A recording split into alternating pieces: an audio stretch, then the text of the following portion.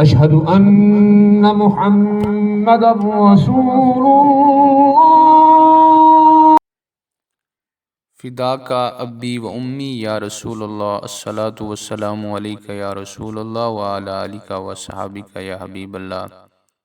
اللہ تعالیٰ نے حضرت آدم علیہ السلام کو پیدا فرمایا تو آپ علیہ الصلاۃ والسلام نے آنکھ کھولی اور عرش پر محمد مصطفیٰ صلی اللہ علیہ وسلم کا نام نامی اسم گرامی لکھا دیکھا تو عرض کی یا باری تعالیٰ تیرے نزدیک کوئی مجھ سے بھی زیادہ عزت والا ہے؟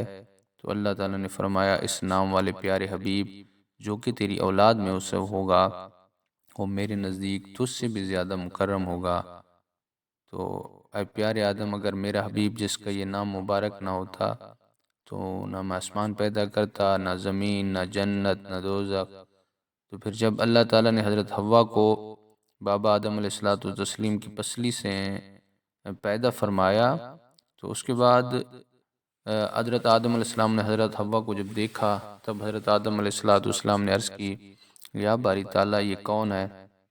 تو اللہ تعالیٰ نے فرمایا یہ حوا ہے۔ عرض کی یا اللہ اس کا نکاح میرے ساتھ کر دے۔ تو اللہ تعالیٰ نے فرمایا پہلے اس کا جو ہے نا حق مہر وہ ادا کرو۔ عرض کی یا اللہ اس کا حق مہر کیا ہے؟ تو اللہ تعالیٰ نے فرمایا جو عرش پر نام مبارک لکھا ہے اس نام والے میرے پیارے حبیب صلی اللہ علیہ وسلم پر 10 مرتبہ درود پاک پڑھو۔ تو حضرت آدم علیہ السلام نے عرض کیا اللہ اگر میں درود شریف پڑھوں تو کیا میرا نکاح میرے حوا کا میرے ساتھ کر دے گا؟ تب اللہ تعالیٰ نے فرمایا ہاں۔ تب حضرت آدم علیہ السلام نے 10 مرتبہ درود شریف پڑھا تو اللہ تعالیٰ نے ان کا نکاح حضرت حوا کے ساتھ کر دیا۔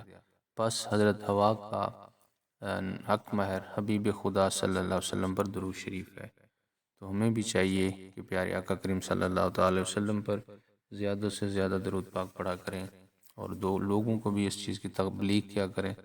جو بھی آپ کے کہنے پہ درود شریف پڑھے گا اس کا ثواب بھی آپ کو ملے گا۔ تو اللہ تعالیٰ ہمیں جزائے خیر دے۔ السلام علیکم ورحمۃ اللہ وبرکاتہ۔